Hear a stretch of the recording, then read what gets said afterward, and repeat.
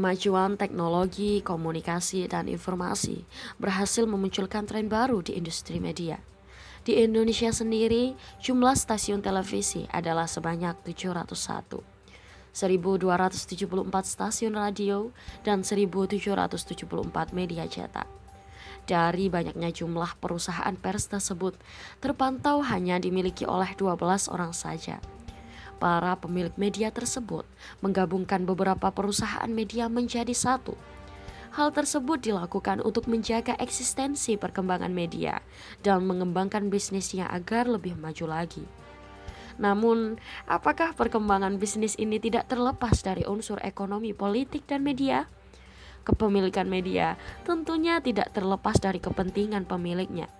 Media-media yang dinaunginya harus bisa menjaga nama baik pemilik dan melakukan apapun permintaan pemiliknya.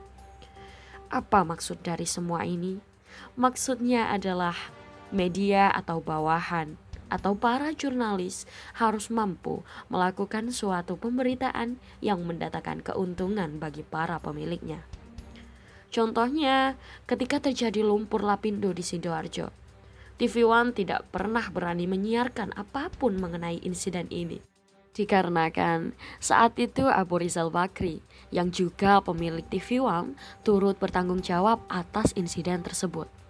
Contoh lainnya yaitu pada saat pemilihan presiden 2019 lalu.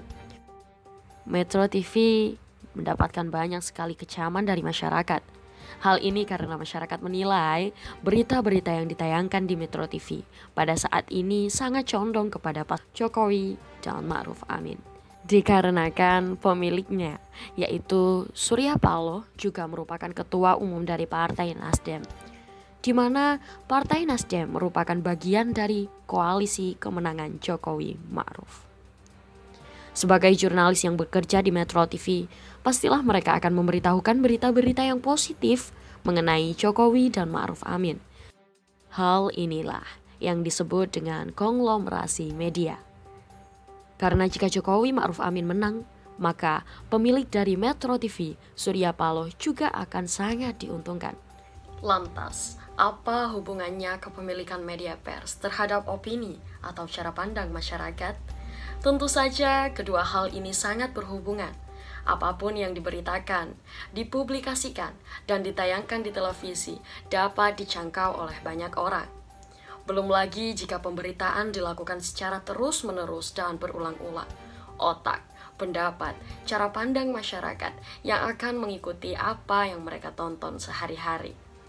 Seperti kasus yang terjadi pada saat tahun 2017 lalu. Saat itu Ahok mencalonkan diri sebagai gubernur di DKI Jakarta.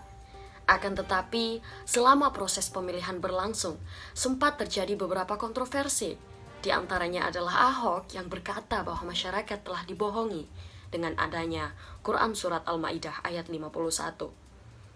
Apa yang dikatakan Ahok memanglah salah, tetapi karena pemberitaan yang terlalu berlebihan, menjadikan masyarakat semakin tidak suka dan benci terhadap Ahok. Belum lagi adanya media play, karena beberapa media yang terang-terangan mendukung paslon lain. Pemberitaan tersebut membuat masyarakat melupakan usaha kerja keras Ahok dalam 5 tahun terakhir untuk membangun DKI Jakarta bersama Jokowi. Masyarakat seakan tutup mata akan kebaikannya sebelum insiden tersebut terjadi.